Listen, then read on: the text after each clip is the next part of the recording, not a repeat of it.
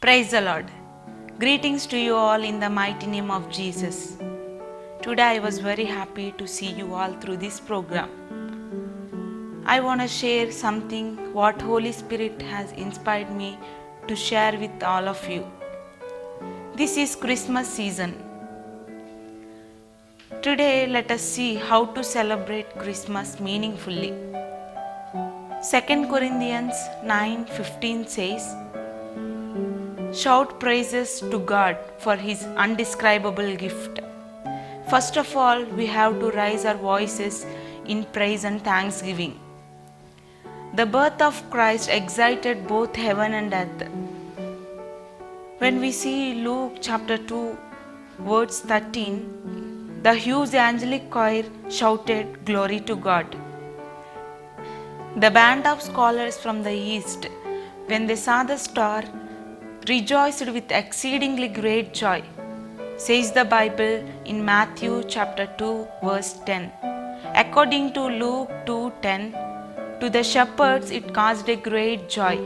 Simeon exalted so much on holding baby Jesus that he felt the unnecessity of lengthening of his sojourn on this world. Dear friends, raise your voices in praise and thanksgiving. Don't let the videos and audios do all the singing. Pretty dresses, wonderful dinners, and other enjoyments of this season should be the expressions of joy that Christ came. Let us not be like the Laodicean church that shut its Lord out and went on doing all the programs. When we see Revelations 3:20, Jesus wants to dine with us. This is possible only when Christ became the topic of our conversation around us. The next thing is that the birth of Christ is a good tidings of great joy, not to Christians only, but also to all the people around the world. When we see Luke chapter 2 verse 13, the angel said to them, "Don't be afraid, for behold, I bring you good tidings of great joy, which will be to all people."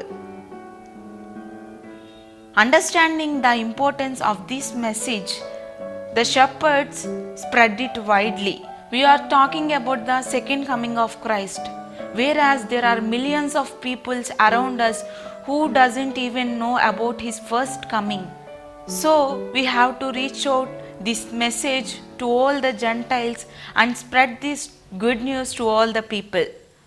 The third thing is that we have to remember the poor people.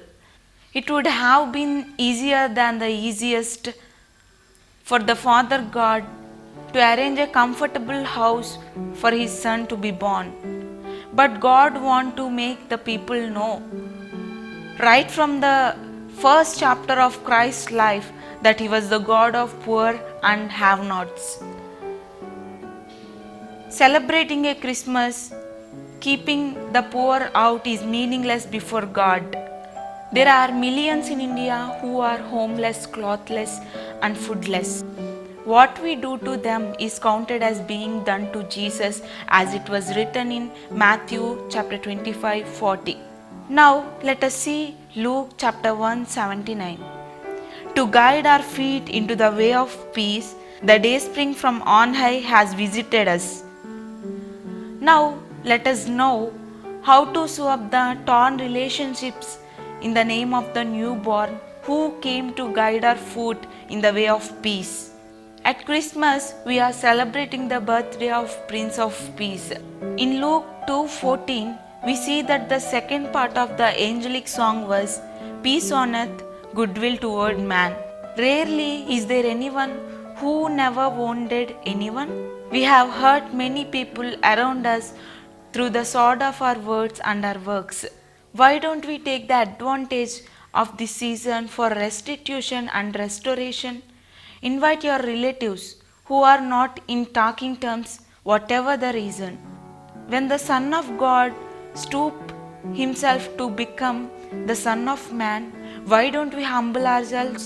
Visit the houses of your enemies and opposers with the sweets. If they refuse, come back with a smile. Surely the Lord will honor you for your initiative. In Romans 12:18, the command is, if it is possible, as much as depend on you, live peaceably with all men. Let peace flow like a river in your heart and home, and make this Christmas the best ever. God bless you. Let us all pray. Thank you, Lord, for giving us such a precious time to have your words. Lord, this is our Christmas season. Please let us to celebrate this Christmas meaningfully by rising up our voices in praise and thanksgiving, and by preaching your gospel to all the Gentiles, and remembering the poor and helping them, and by sewing up the torn relationships among our families and all of our neighbors. Lord, help us that this Christmas to be a better Christmas, that we have a peace in all our surroundings and happiness in all our people. Help us, bless us, Lord. Fill us with your Holy Spirit. Give us your grace. Lord, you are good all the time towards your people. Let your goodness flow through all of your people in these days. Lord, give your grace and blessings to all of us. In Jesus' name we pray. Amen. God bless you.